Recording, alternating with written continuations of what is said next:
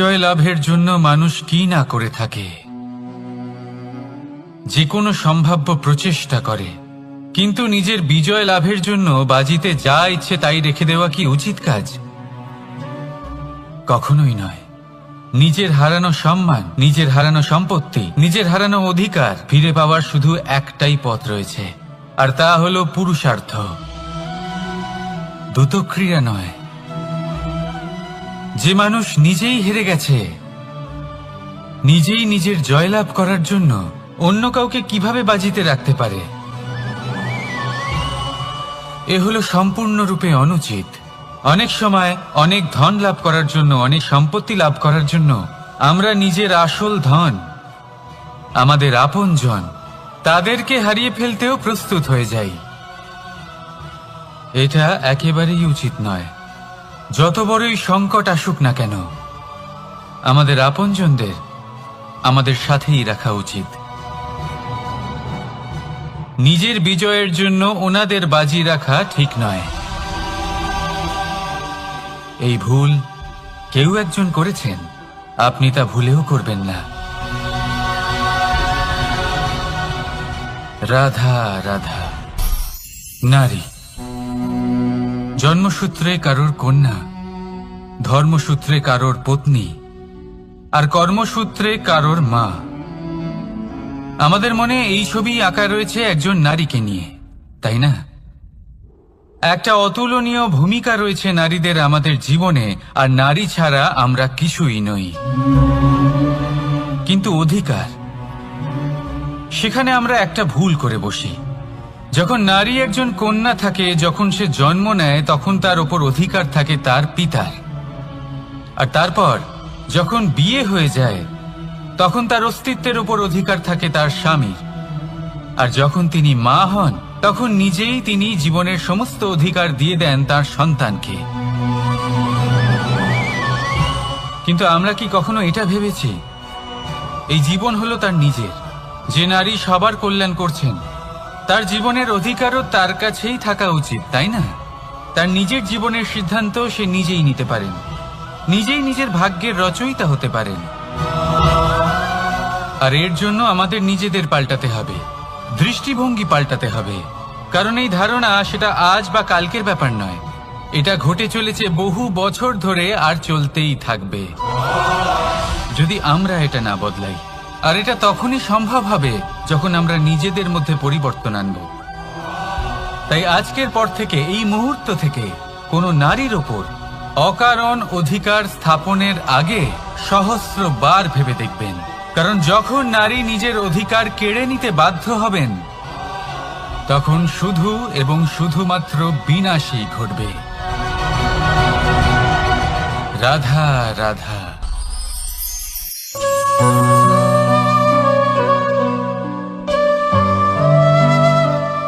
নারী,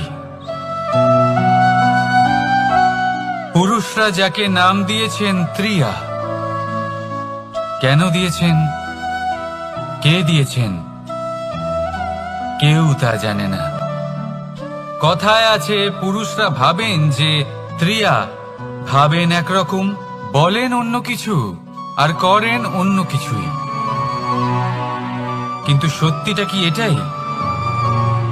আসল সত্যি হলো এটাই যে ত্রিয়া হলো সেই চরিত্রহীন পুরুষ, আর কেউ নয়। সেই পুরুষ যারা নারীকে বলেন যে আপনি হলেন মা, আপনি হলেন দেবী, আপনি হলেন বোন। আর ভাবেন কি? ভাবেন যে এই নারী হলো আমাদের পায়ের ধুলো, আর কিচ্ছু নয়। আর কি করেন? ওনাদের মাথায়, ওনাদের খোপায় মালা পরিয়ে দিয়ে ভাবেন যে ওনারা হলেন তাদের পায়ের ধুলোর সমান। একজন নারীর সম্মান ভঙ্গ করেন, তাদের দাসী মনে করেন। ভুলবেন না, যত্র নারীয়াস্ত পূজ্যন্তে রমন্তে তত্র দেবতা। অর্থাৎ যেখানে নারীকে পুজো করা হয়, সেখানে ঈশ্বর বাস করেন। আর যেখানে নারীকে অপমান করা হয়, সেখানে ঈশ্বর এবং ভাগ্য এই দুই রুষ্ট হয়। মনে রাখবেন, যদি নারী কল্যাণকারী হতে পারেন, তাহলে নারী মহাচণ্ডী রূপও ধারণ করতে পারেন। যদি একজন নারী মাতা হয়ে জন্মদান করতে পারেন, তাহলে নারী মৃত্যু হয়ে বিনাশও করতে পারেন। যেখানে নারী অপমানিত হবেন, সেখানে মহান ভারতও মহাভারতের পথে অগ্রসর হতে পারে। তাই মনে রাখবেন, নারীর অপমান যেন কখনোই না ঘটে। আর যদি কোথাও নারীর অপমান হয়, তার অর্থ হলো আপনার বিনাশ আপনার দিকেই আসছে। আর এটা হলো তার প্রথম পদক্ষেপের প্রথম পদধ্বনি। রাধা রাধা। যদি সন্তান কোনো দুষ্কর্ম করে, তাহলে সেই অপরাধ শুধু কি সেই সন্তানের? না, যদি সন্তান দুষ্কর্ম করে, তাহলে অপরাধী তার মাতা পিতাও, যারা পুত্রমোহর কারণে সেই অনুচিত কাজে তাকে বাধা দেননি। অপরাধী হলেন তার পিতামহ, যিনি নিজের কর্তব্যবোধের কারণে নিজের পরিবারের যত্ন নেননি, যিনি সন্তানকে কখনো শাস্তি দেননি। অপরাধী হলেন তার সেই গুরুও, যিনি নিজের শিষ্যের সেই দুষ্কর্ম দেখেও তাকে প্রতিহতও করতে পারেননি।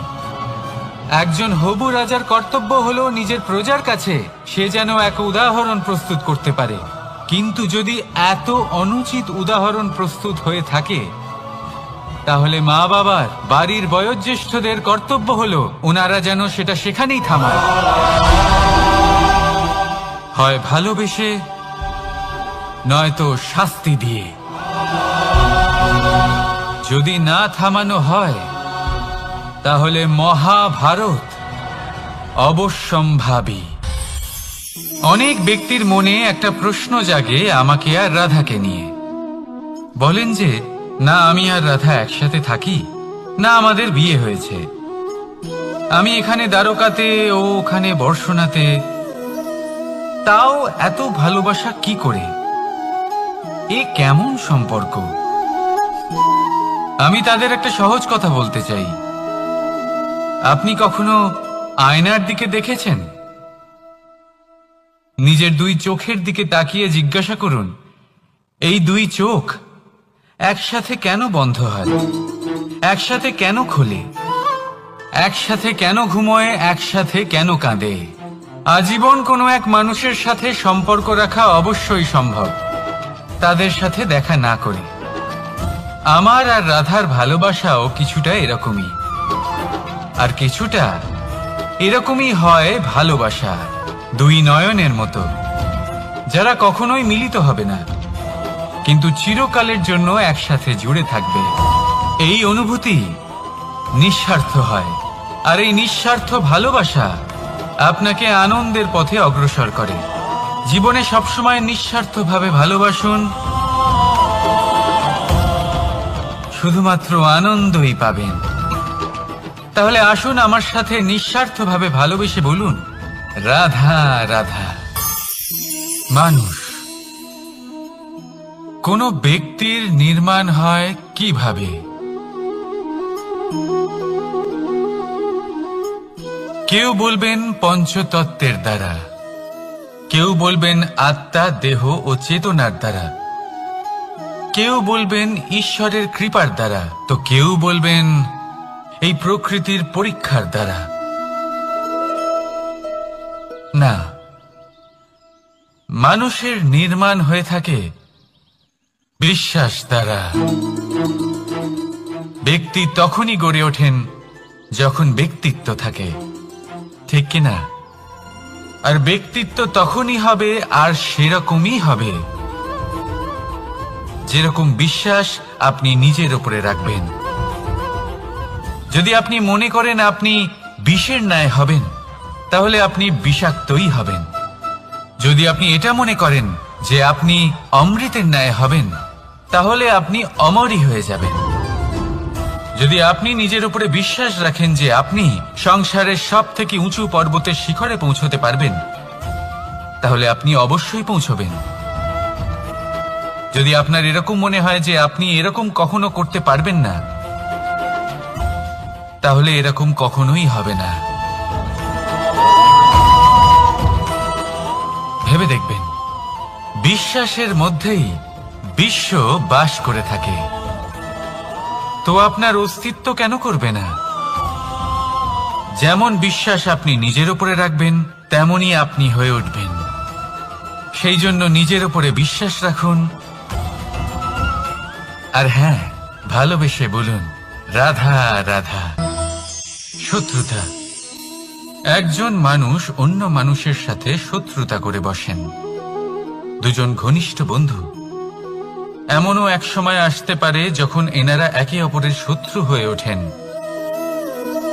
এর অনেকগুলো কারণ হতে পারে, কিন্তু মূল কারণ হলো আলোচনা।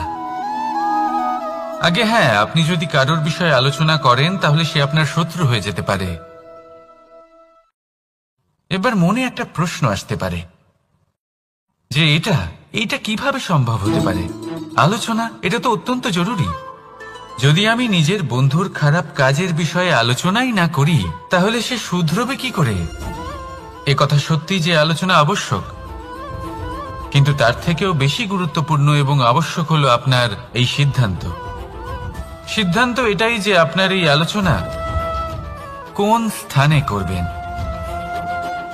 যদি এটা সবার সামনে করবেন ভাবেন, তাহলে তা অপমানও হয়ে যেতে পারে। যদি এটা আলাদাভাবে করেন তাহলে তা পরামর্শ হয়ে যায়। অপমান কেউ স্বীকার করতে পারেন না, কিন্তু পরামর্শ সকলের ভালো লাগে। তাহলে যদি আপন কারোর জন্য ভালো কিছু চান, কাউকে শুধরে দিতে চান, আর আপনার মনে হয় আলোচনা আবশ্যক, তাহলে সর্বপ্রথম সময়, পরিস্থিতি আর স্থানের কথা মনে রাখবেন। নয়তো এই আলোচনা আপনাকে খুব ভোগাতে পারে। তাহলে আসুন আমার সাথে ভালোবেসে বলুন রাধা রাধা। আপনার জীবনেও কি সমস্যা রয়েছে? অবশ্যই থাকবে। প্রত্যেকের জীবনেই সমস্যা থাকে। প্রত্যেক মানুষ জিজ্ঞাসাও করেন যে এই সমস্যা আসলে কি আর কেন আসে এ জীবনে। আপনাকে একটা কথা বলে দিই যে সমস্যা আসলে সেটা নয় যা আপনার পথে বাধা সৃষ্টি করে, বরং সমস্যা হলো সেটাই যেটা আপনি তখন দেখতে পান যখন আপনার একাগ্রতা আপনার পথ থেকে, আপনার লক্ষ্য থেকে সরে যেতে থাকে। আর এই সমস্যাগুলি দূর করার জন্য, এর সমাধান করার জন্য একটাই পথ আছে। নিজের সমস্ত ভাবনা আরো একবার একাগ্র করুন নিজের পথের দিকে, নিজের লক্ষ্যের দিকে। আপনার সমস্ত ভাবনা যদি কেন্দ্রীভূত হয় নিজের লক্ষ্যে, তাহলে এই সমস্যা দূরে থাকবে। যদি এরকম না হয়, যদি আপনার মন একটু অন্যদিকে চলে যায়, তাহলে এই সমস্ত সমস্যা আবার সামনে চলে আসে আর বাড়তেও থাকে। দেখুন, যেখানে আপনার লক্ষ্য রয়েছে, বাণ যদি সেখানেই চালাতে হয়, তাহলে দৃষ্টি তো সেদিকেই রাখতে হবে। তবেই তো আপনি সেই লক্ষ্য ভেদ করতে পারবেন। সেই জন্য মনে রাখবেন, সর্বদা লক্ষ্য রাখবেন নিজের পথে, সেই পথেই সামনে এগোতে থাকুন নিজের লক্ষ্যের দিকে। আপনি যত সামনে এগোতে থাকবেন এই সমস্যা তত পিছিয়ে যাবে। তাহলে আসুন আমার সাথে ভালোবেসে বলুন রাধা রাধা। এই পাখিরা সত্যি খুব সুন্দর, আমার খুব ভালো লাগে। আপনি নিশ্চয়ই শুনে থাকবেন যে কিছু পাখির কাছে ডানা অবশ্যই থাকে, কিন্তু উড়তে পারে না। তারা চায় উঁচু আকাশে উড়ে বেড়াতে এবং মেঘেদের সাথে কথা বলতে, করতেই পারে না। এবার এই সংসারেও পাওয়া যায় ঘুড়িও। এদের মধ্যে না জীবন আছে, না প্রাণ আছে, আর না আছে ডানা, কিন্তু এরা আকাশের সাথে কথা বলে, হাওয়ার বেগের সাথে কথা বলে, আনন্দ করে, উৎফুল্ল হয়ে ওঠে। আকাশে জীবনের কিছু মুহূর্ত কাটায়। তার কারণ কি হতে পারে? কারণ হলো সুতো। এই সুতো যদি সঠিক হাতে থাকে, তাহলে এই কাগজের তৈরি ঘুড়িও আকাশের উচ্চতায় উড়ে বেড়াতে পারে। এবার এই সুতো আসলে কি? এই সুতো হলো আসলে ভালোবাসা, এই সুতো হলো আসলে বিশ্বাসের। আর এটা আপনি দিয়ে থাকেন তাদের হাতে যাদের আপনি বিশ্বাস করেন, যাদের আপনি নিজের সর্বস্ব দিয়ে দেন। ভেবে দেখুন, এই ভালোবাসা আর বিশ্বাসের সুতো আপনি যদি সঠিক মানুষের হাতে দিয়ে দেন, তাহলে আপনি অনেক উচ্চতায় উঠতে পারবেন, আকাশের উচ্চতায় উড়ে বেড়াতে পারবেন, মেঘের সাথে কথা বলতে পারবেন, পাখিদের মতো উঠতে পারবেন, যা ইচ্ছে তাই করতে পারবেন। শুধু এই মানুষ সঠিক হতে হবে, এমন একজন মানুষ যার মনে আপনার জন্য ভালোবাসা রয়েছে, এমন এক মানুষ যার মনে কোনো স্বার্থ নেই, যিনি পরোপকারী, এমন একজন ব্যক্তি যিনি আপনার অস্তিত্বকে বাইরে নিয়ে আসতে পারবেন, তাকে উজ্জ্বল করে তুলবেন। তাহলে ভালোবাসুন, আনন্দ করতে থাকুন, আর এই আনন্দ সহকারে বলুন, রাধা রাধা। আমরা সকলে এমন ব্যক্তির সাথে থাকতে চাই যারা খুব মিষ্টি কথা বলেন, যাদের ব্যবহার আমাদের ভালো লাগে, যারা দেখতে সুন্দর হন, যাদের আমরা পছন্দ করি। আর সবসময় এমন ব্যক্তির থেকে দূরে থাকতে চেষ্টা করি যাদেরকে আমরা পছন্দ করি না, যাদের কথা আমাদের খারাপ লাগে, যাদের কথা একটু কঠোর হয়। আমরা সবসময় চেষ্টা করি এদের থেকে দূরে থাকার, ঠিক কিনা? কিন্তু যদি বাস্তবটা দেখি, তাহলে এই কঠোরতা জীবনে শান্তির প্রলেপ দেয়। ওষুধও একটু কড়াই হয়, কিন্তু এ কি করে? আমাদের সুস্থ করে তোলে। ঠিক সেইভাবেই ভালোবাসার এই অধ্যায় একটু কঠিন, একটু কড়াও মনে হতে পারে, কিন্তু এর ফল সবসময় আপনাদের স্বাস্থ্যের পক্ষে ভালোই হয়। সেই জন্য যদি কেউ আপনার নিন্দে করে, আপনাকে কড়া কথা শোনায়, আপনার ব্যাপারে আলোচনা করে, তার মানে এটা নয় যে সে আপনার শত্রু। হতে পারে তিনি আপনার বন্ধু হন, আপনার জন্য ভালো চান, আপনাকে শুধরে নিতে চান, আপনার মধ্যে কোনো পরিবর্তন দেখতে চান। সেই জন্য কখনো কারোর কথা শুনে বা কাউকে দেখে প্রাথমিকভাবে এই সিদ্ধান্ত নেবেন না যে তিনি আপনার শত্রু হন নাকি আপনার বন্ধু হন। এমনও শত্রু হয়ে থাকেন যে গুড়ের মতো মিষ্টি মিষ্টি কথা বলে আসলে আপনাকে বিষ পান করিয়ে দেবেন। আর এমনও বন্ধু থাকেন যারা আসলে নিমের মতো কড়া কথা বলেন, কিন্তু আপনাকে অমৃত পান করান।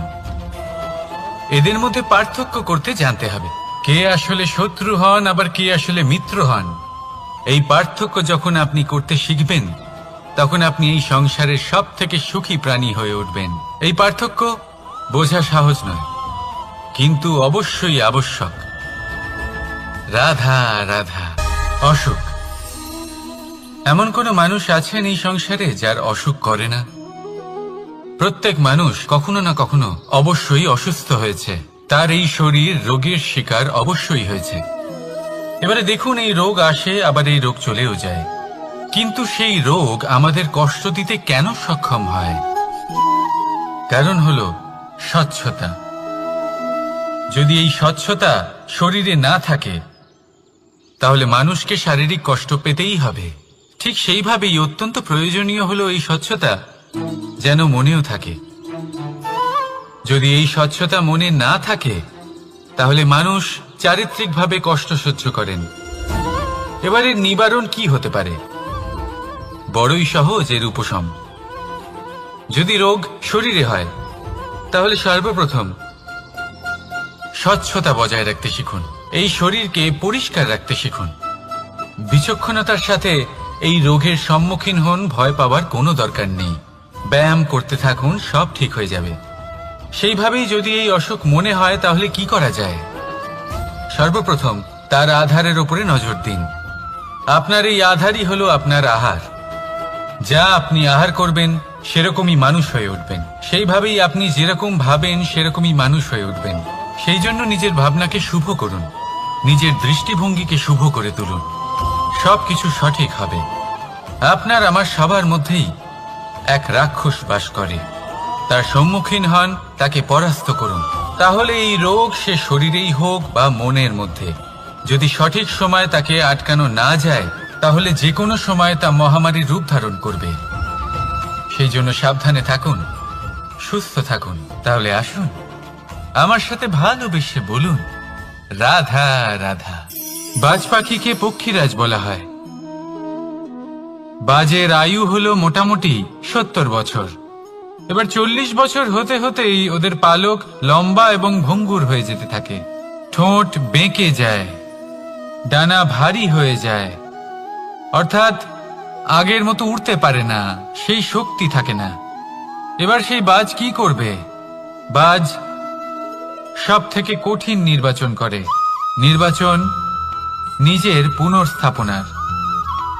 সর্বপ্রথম একটা বিশাল পর্বতে যায়, একান্তে নিজের এক বাসস্থান তৈরি করে, আর তারপরে পাথরের সাথে নিজের ঠোঁট বারবার আঘাত করতে করতে সেই ঠোঁট ভেঙে ফেলে। তারপরে সে অপেক্ষা করে সেই ঠোঁট পুনর্নির্মাণ হওয়ার।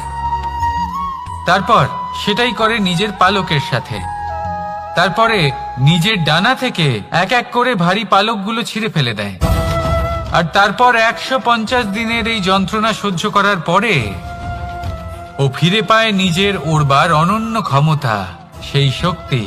আর তারপরে ও জীবনের পরবর্তী 30 বছর বাঁচে। কি বুঝলেন আপনি? যদি ইচ্ছে শক্তি থাকে তাহলে একজন দুর্বলও শক্তিশালী হতে পারে। আপনিও এটাই করুন, নিজের অতীতের যন্ত্রণার বোঝাগুলিকে ত্যাগ করুন আর কল্পনার খোলা আকাশে উন্মুক্ত হয়ে উড়ে বেড়ান। নিজের পুনর্স্থাপনা করুন, তবেই সর্বশ্রেষ্ঠ হতে পারবেন। আর মনে রাখবেন, এই ছোট ছোট পদক্ষেপই বড় বড় শিখরে পৌঁছে দিতে পারে। তাহলে আসুন আর আমার সাথে ভালোবেসে বলুন রাধা রাধা। আপনি কি কখনো জলকে নিজের মুঠোতে ধরে রাখার চেষ্টা করেছেন? চলুন আজ করা যাক।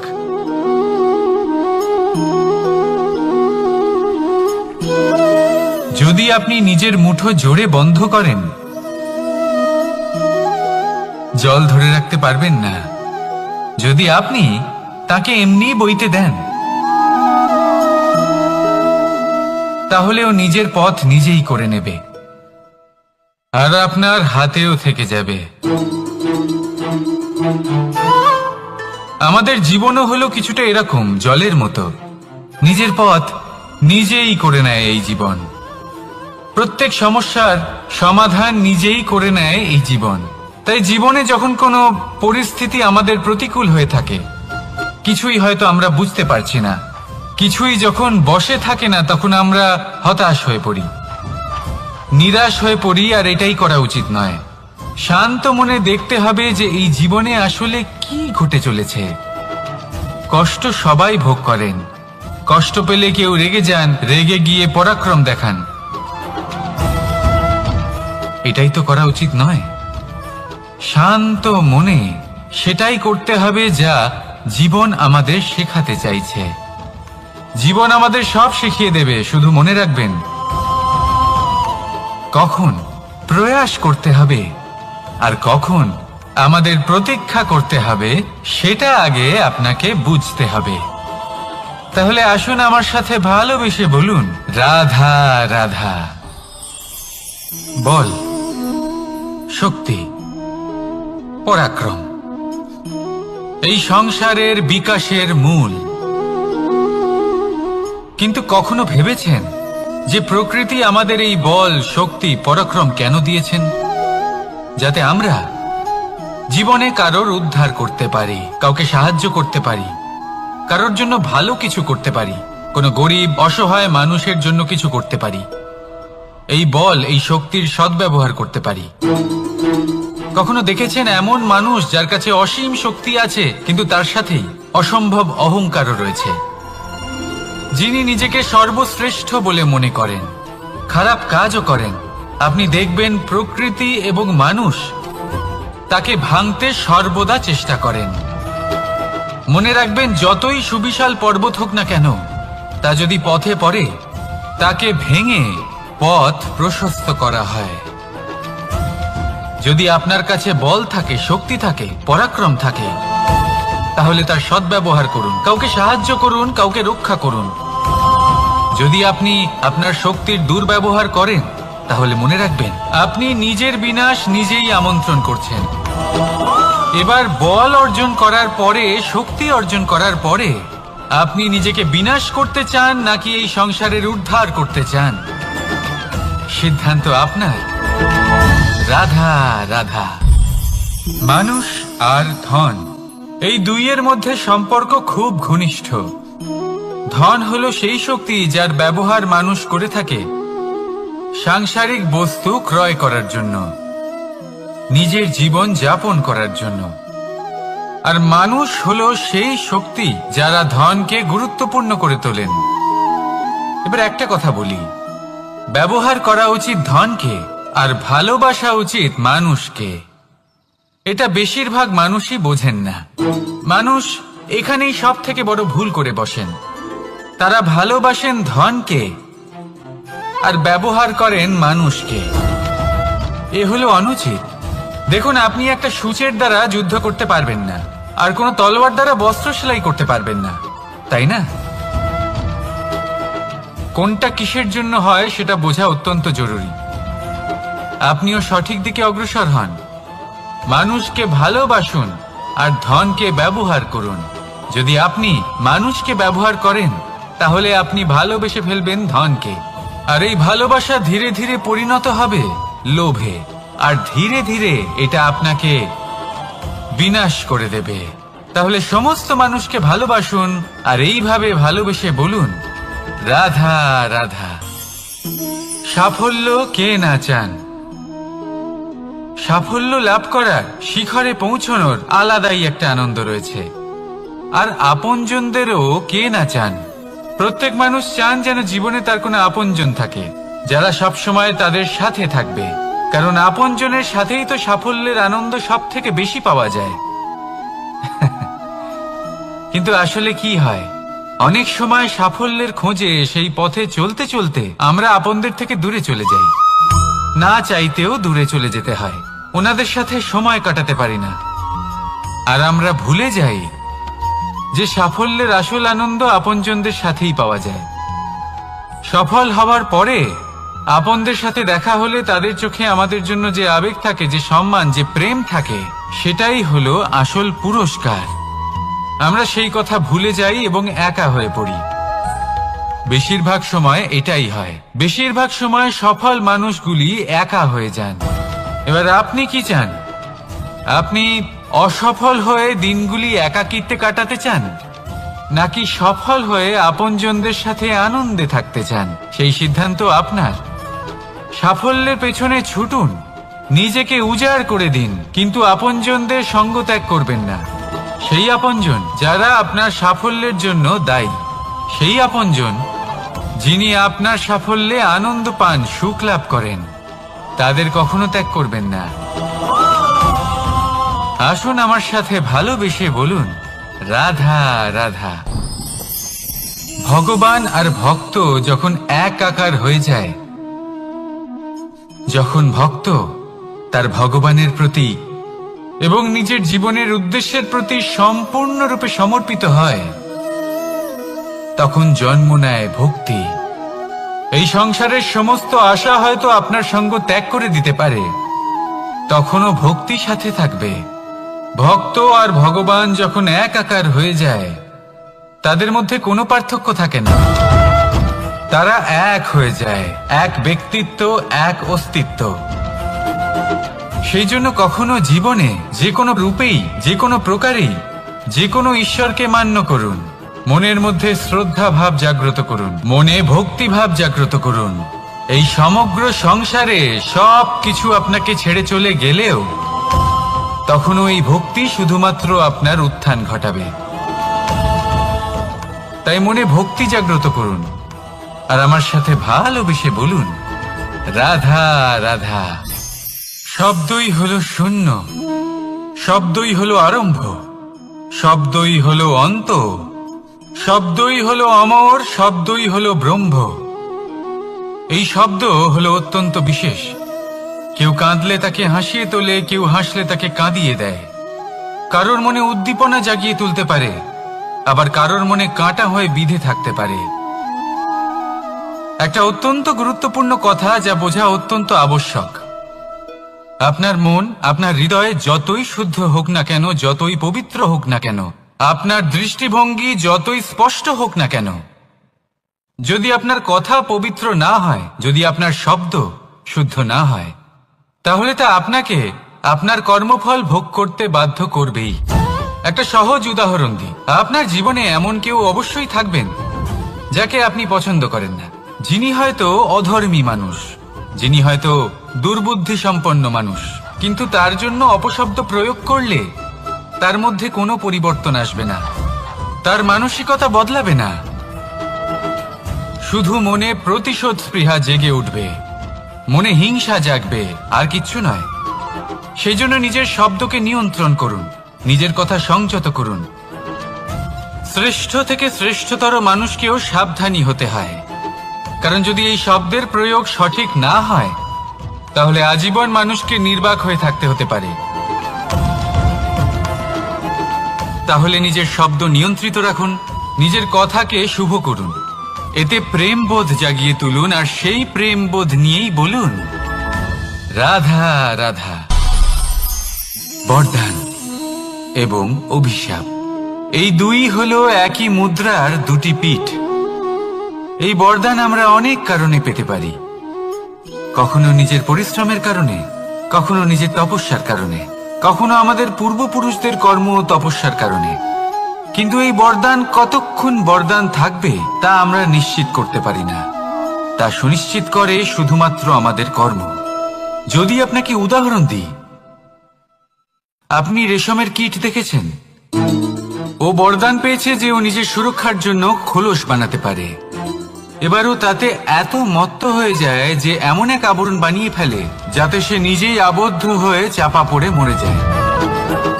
এটার তাৎপর্য কি? তাৎপর্য খুবই সরল। গর্ব করা খুবই ভালো, কিন্তু অহংকার করা কখনোই উচিত নয়। যদি অহংকার মনের মধ্যে প্রবেশ করে, তাহলে এই বরদান অভিশাপে পরিণত হতে সময় লাগে না। আর যদি কর্মশ্রেষ্ঠ হয়, তাহলে অভিশাপ ও বরদানে পরিণত হয়। তাহলে আসুন শ্রেষ্ঠ কর্ম করুন, আর আমার সাথে ভালোবেসে বলুন রাধা রাধা। সুখ, দুঃখ, মৃত্যু, মহামারী, এগুলো কখনো বলে আসে না, আবার জিজ্ঞাসা করেও আসে না। এমনই হয় দ্রুত ক্রীড়ার এই খেলায়। এক কারাগারের মতো, একটা মাকড়সার জালের মতো। যেমন একটা মাকড়সার জাল একটা পোকাকে নিজের দিকে আসতে আকর্ষিত করে, নিজের চমকের দ্বারা, নিজের গঠন দ্বারা, সেরকমই দ্রুত ক্রীড়ার এই খেলা মানুষকে নিজের দিকে আসতে প্ররোচিত করে। শেষে গিয়ে মানুষ আটকা পড়ে। পার্থক্য শুধু এটাই, যখন এক পোকা এই জালে জড়িয়ে পড়ে তখন সে তার প্রাণ হারায়। মানুষ যখন এই দ্রুত ক্রীড়ায় আকর্ষিত হয়, সে নিজের মান, নিজের ধন সবকিছু হারায়, নিজের বিবেক হারিয়ে ফেলে। কিন্তু আপনি আপনার বিবেক কখনোই হারাবেন না। যদি আপনার মনে লোভ চলে আসে, আপনি লোভী হয়ে ওঠেন। যদি আপনি দ্রুত ক্রীড়ার এই খেলায় আটকা পড়েন, তাহলে মনে রাখবেন এই খেলা থেকে ফিরে আসা প্রায় অসম্ভবই বলা যায়। নিজের বিবেক কখনো হারাতে দেবেন না, কারণ বিনাশ আসার প্রথম লক্ষণ হলো বিবেকের বোধ চলে যাওয়া। এই প্ররোচনায় কখনো পা দেবেন না। আর আমার সাথে ভালোবেসে বলুন রাধা রাধা। বিজয়, বিজয় লাভের জন্য মানুষ কি না করে থাকে, যে কোনো সম্ভাব্য প্রচেষ্টা করে। কিন্তু নিজের বিজয় লাভের জন্য বাজিতে যা ইচ্ছে তাই রেখে দেওয়া কি উচিত কাজ? কখনোই নয়। নিজের হারানো সম্মান, নিজের হারানো সম্পত্তি, নিজের হারানো অধিকার ফিরে পাওয়ার শুধু একটাই পথ রয়েছে, আর তা হলো পুরুষার্থ, দ্রুত ক্রীড়া নয়। যে মানুষ নিজেই হেরে গেছে, নিজেই নিজের জয়লাভ করার জন্য অন্য কাউকে কিভাবে বাজিতে রাখতে পারে? এ হলো সম্পূর্ণরূপে অনুচিত। অনেক সময় অনেক ধন লাভ করার জন্য, অনেক সম্পত্তি লাভ করার জন্য আমরা নিজের আসল ধন, আমাদের আপনজন, তাদেরকে হারিয়ে ফেলতেও প্রস্তুত হয়ে যাই। এটা একেবারেই উচিত নয়। যত বড়ই সংকট আসুক না কেন, আমাদের আপনজনদের আমাদের সাথেই রাখা উচিত। নিজের বিজয়ের জন্য ওনাদের বাজি রাখা ঠিক নয়। এই ভুল কেউ একজন করেছেন, আপনি তা ভুলেও করবেন না। রাধা রাধা। নারী জন্মসূত্রে কারোর কন্যা, ধর্মসূত্রে কারোর পত্নী, আর কর্মসূত্রে কারোর মা। আমাদের মনে এই ছবি আঁকা রয়েছে একজন নারীকে নিয়ে, তাই না? একটা অতুলনীয় ভূমিকা রয়েছে নারীদের আমাদের জীবনে, আর নারী ছাড়া আমরা কিছুই নই। কিন্তু অধিকার, সেখানে আমরা একটা ভুল করে বসি। যখন নারী একজন কন্যা থাকে, যখন সে জন্ম নেয়, তখন তার ওপর অধিকার থাকে তার পিতার। আর তারপর যখন বিয়ে হয়ে যায়, তখন তার অস্তিত্বের উপর অধিকার থাকে তার স্বামীর। আর যখন তিনি মা হন, তখন নিজেই তিনি জীবনের সমস্ত অধিকার দিয়ে দেন তার সন্তানকে। কিন্তু আমরা কি কখনো এটা ভেবেছি এই জীবন হলো তার নিজের? যে নারী সবার কল্যাণ করছেন, তার জীবনের অধিকারও তার কাছেই থাকা উচিত, তাই না? তার নিজের জীবনের সিদ্ধান্ত সে নিজেই নিতে পারেন, নিজেই নিজের ভাগ্যের রচয়িতা হতে পারেন। আর এর জন্য আমাদের নিজেদের পাল্টাতে হবে, দৃষ্টিভঙ্গি পাল্টাতে হবে। কারণ এই ধারণা সেটা আজ বা কালকের ব্যাপার নয়, এটা ঘটে চলেছে বহু বছর ধরে আর চলতেই থাকবে যদি আমরা এটা না বদলাই। আর এটা তখনই সম্ভব হবে যখন আমরা নিজেদের মধ্যে পরিবর্তন আনব। তাই আজকের পর থেকে, এই মুহূর্ত থেকে, কোনো নারীর ওপর অকারণ অধিকার স্থাপনের আগে সহস্রবার ভেবে দেখবেন।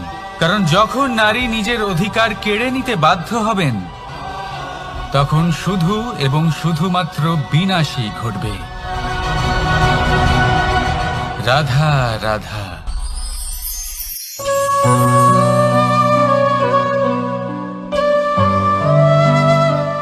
নারী, পুরুষরা যাকে নাম দিয়েছেন ত্রিয়া, কেন দিয়েছেন, কে দিয়েছেন, কেউ তা জানে না। কথায় আছে, পুরুষরা ভাবেন যে ত্রিয়া, ভাবেন একরকম, বলেন অন্য কিছু, আর করেন অন্য কিছুই। কিন্তু সত্যিটা কি এটাই? আসল সত্যি হলো এটাই যে ত্রিয়া হলো সেই চরিত্রহীন পুরুষ, আর কেউ নয়।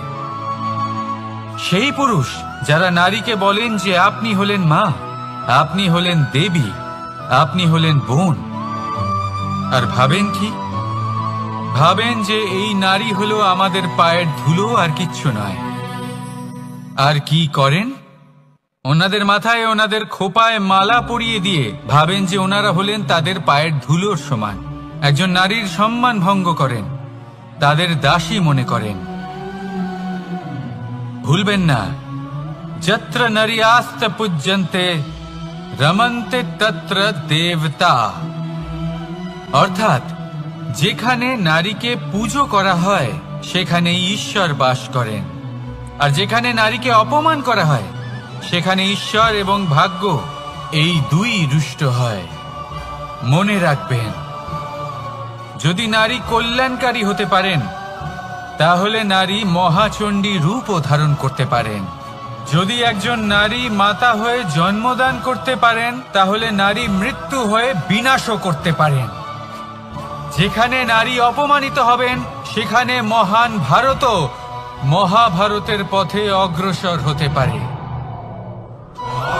তাই মনে রাখবেন, নারীর অপমান যেন কখনোই না ঘটে। আর যদি কোথাও নারীর অপমান হয়, তার অর্থ হলো আপনার বিনাশ আপনার দিকেই আসছে। আর এটা হলো তার প্রথম পদক্ষেপের প্রথম পদধ্বনি। রাধা রাধা।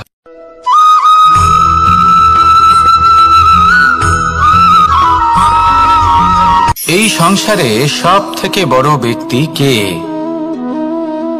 আপনি বলবেন এ কেমন ধরনের প্রশ্ন, কিন্তু এটা হলো সব থেকে উচিত প্রশ্ন। কেউ এর উত্তর দেবে যে সেই মহাপ্রতাপী রাজা তিনি হলেন সব থেকে বড় ব্যক্তি, সেই বড় রাজনীতিবিদ তিনি সব থেকে বড় ব্যক্তি। আমি আপনাকে জানাই যে সংসারের সব থেকে বড় ব্যক্তি হলেন তিনি, যার সাথে দেখা করলে আপনি নিজেকে ছোট মনে করবেন না। কোন ব্যক্তি যিনি সব থেকে বেশি শক্তিশালী, আপনি যদি তার সামনে যান তাহলে উনি আপনার অন্তরের শক্তিকে বাইরে বের করে আনবে, আপনার অন্তরে লুকিয়ে থাকা শক্তিকে জাগ্রত করতে প্রেরণা প্রদান করবে। তিনি হলেন বড় ব্যক্তি, তিনি হলেন মহান ব্যক্তি। তিনি নন যিনি নিজের বল এবং ঐশ্বর্য দ্বারা আপনাকে তার সামনে ছোট প্রমাণ করবেন। এবং সেই জন্য মহাদেব আমার আরাধ্য হলেন আমার খুব প্রিয়। কারণ রাজা হোক বা ফকির, কেউ যদি ওনার সামনে যান তাহলে সে নিজেকে ছোট মনে করেন না। আপনিও যদি জীবনে অনেক বড় হতে চান তাহলে কাউকে কখনো নিজেকে ছোট মনে করতে দেবেন না। তার অন্তরে বড় হয়ে ওঠার প্রেরণা প্রদান করুন। আসুন আমার সাথে ভালোবেসে বলুন, রাধা রাধা।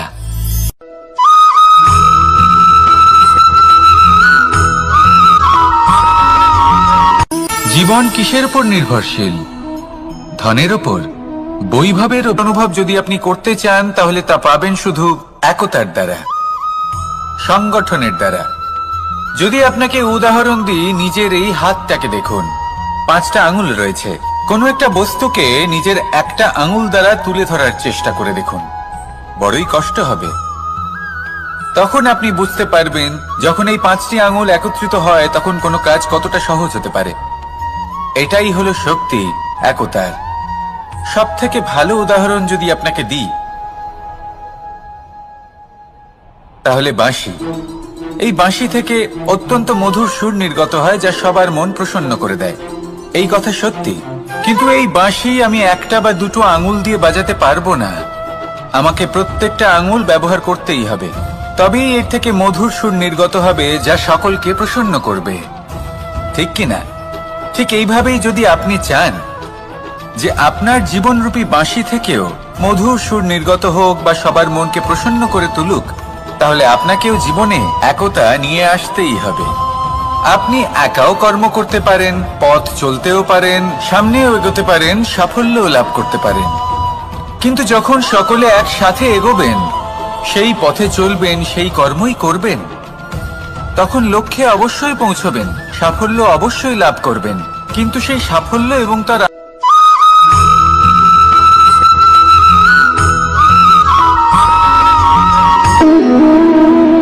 সম্পর্ক হলো আমাদের জীবনের একটি আধার। কিছু সম্পর্ক এমন যে আমরা জন্মসূত্রে লাভ করি, যেমন পরিবার, মা, বাবা। কিছু সম্পর্ক আছে যে আমরা জীবনে অর্জন করে থাকি, তা সে প্রেমের হোক, স্নেহের হোক বা বন্ধুত্বের। এই সকল সম্পর্ক লাভ করার বা গড়ে তোলার 5টি ধাপ রয়েছে। প্রথম ধাপ, কোনো ব্যক্তির সাথে আলাপ হওয়া, তার সাথে কথা বলা বা তাকে দেখা। দ্বিতীয় ধাপ, সে ব্যক্তিকে আমাদের ভালো লাগা। তৃতীয় ধাপ, আমাদের এটা চাইতে শুরু করা যে জীবনে এই ব্যক্তি যেন আমাদের বন্ধু হন, আমাদের জীবনে থাকে, বা আমাদের কাউকে ভালোবেসে ফেলা। আর এটা আমাদের ভাবা বা চাওয়া যে সেই ব্যক্তি যেন আজীবন আমার সাথে থাকেন, আমার জীবনে আমার সাথী হয়ে। চতুর্থ ধাপ, লাভ করা। এবার এই ধাপটি অনেক মানুষের পক্ষে খুবই সরল হয়, বড়ই সরল ভাবে নিজেদের সঙ্গীকে লাভ করে থাকে। কিছু মানুষের জন্য এই ধাপ অত্যন্ত কঠিন হয়ে থাকে। অনেক প্রতিকূল পরিস্থিতির উপর জয়লাভ করে তারা সঙ্গীকে লাভ করেন, কিন্তু লাভ অবশ্যই করেন। এরপরে আসে পঞ্চম, অন্তিম এবং সব থেকে গুরুত্বপূর্ণ ধাপ।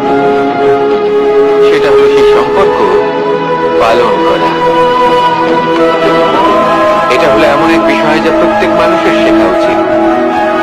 যদি ব্যক্তি নিজের জীবনে সম্পর্ক রক্ষা করতে শিখে যান, তবে প্রত্যেক সম্পর্ক তার জীবনকে স্বর্গ করে তুলবে। আসুন আর আমার সাথে ভালোবেসে বলুন, রাধা রাধা।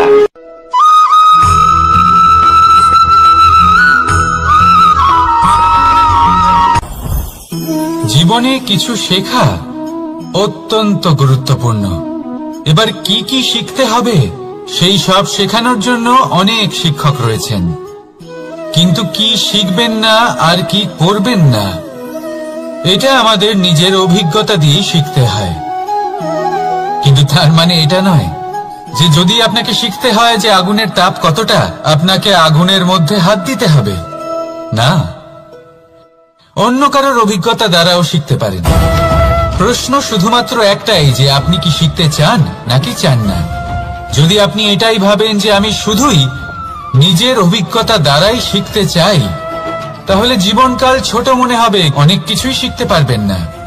তাই নিজের সাথে সাথে বড়দের অভিজ্ঞতা দ্বারাও শেখা শুরু করে দিন। এই সংসারের অভিজ্ঞতা দ্বারা শিখতে শুরু করে দিন। আর এটা নিশ্চিত রূপে শেখা আবশ্যক যে কখন কি করবেন না, কোথায় থামতে হবে আর কোথায় থামবেন না। তাহলে আসুন আর আমার সাথে ভালোবেসে বলুন, রাধা রাধা।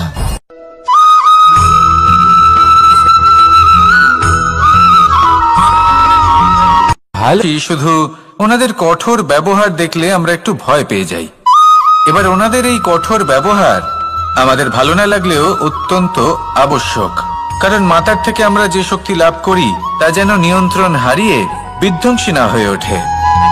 আমরা যেন কোনো কুপথে না চলে যাই, আমরা কখনো যেন দোষ না করে ফেলি। শুধু সেই জন্য পিতা এবং গুরু একটু কঠোর হয়ে ওঠেন, এবং ওনাদের এই কঠোর আচরণ ভবিষ্যতে গিয়ে আমরা অবশ্যই বুঝতে পারি।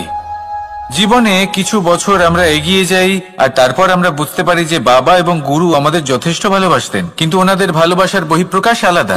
প্রয়োজনীয় হলো এটা দেখার, এটা বোঝার যে শুরু থেকে আমাদের প্রতি ওনাদের আচরণ কেমন ছিল। ওনাদের কঠোর হওয়ার পেছনে ওনাদের ভালোবাসাটা বোঝার চেষ্টা করুন, ওনাদের চিন্তাটা বোঝার চেষ্টা করুন, ওনাদের পথপ্রদর্শনের আড়ালে আপনার ভবিষ্যতের জন্য যে পরিকল্পনা ওনারা করেছেন সেটা বোঝার চেষ্টা করুন। তখন আপনারা বুঝতে পারবেন ওনাদের ভালোবাসাকে। আপনার মনের মধ্যে আপনা থেকেই ওনাদের প্রতি সম্মান জেগে উঠবে। নিজের পিতা এবং নিজের গুরু এই দুজনের প্রতি কৃতজ্ঞতা প্রকাশ করুন আর আমার সাথে ভালোবেসে বলুন, রাধা রাধা।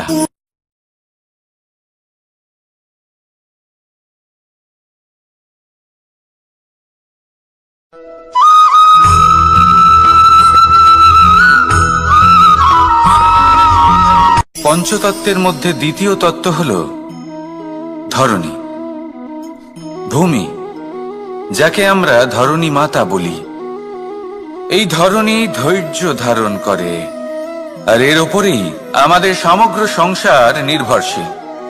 কারণ এই ভূমি সহ্য ক্ষমতা রাখে, এর সহ্য ক্ষমতা হলো অপরিসীম। সন্তান যতই আঘাত প্রদান করুক না কেন প্রেম পূর্বক সহ্য করে, আর তার বদলে অমূল্য রত্ন প্রদান করে। সন্তান যদি হাল চালায় তাহলে তার বদলে তাকে অন্ন প্রদান করে। এটাই হলো ধরণী। এবার এর থেকে আমরা কি শিক্ষা পেতে পারি? এটাই যে কারোর জন্য কিছু করা বা কাউকে কিছু দেওয়া মনে কোনো কামনা ছাড়াই। আর এই কথাটা বুঝে যান, যদি কারোর জন্য কামনা না রেখে বা কোনো পাওয়ার আশা না রেখে কারোর জন্য কিছু করেন বা কারোকে কিছু দেন, যদি এটা আপনি শিখতে পারেন তবে আপনি ভালোবাসতে শিখে গেছেন।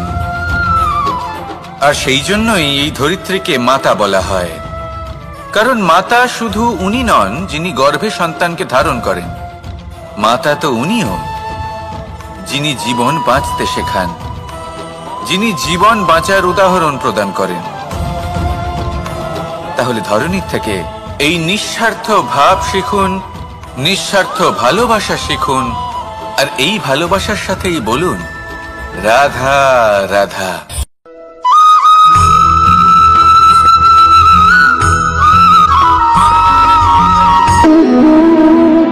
সম্পর্ক হলো আমাদের জীবনের একটি আধার। কিছু সম্পর্ক এমন যা আমরা জন্মসূত্রে লাভ করি, যেমন পরিবার, মা, বাবা। কিছু সম্পর্ক আছে যা আমরা জীবনে অর্জন করে থাকি, তা সে প্রেমের হোক, স্নেহের হোক বা বন্ধুত্বের। এই সকল সম্পর্ক লাভ করার বা গড়ে তোলার 5টি ধাপ রয়েছে।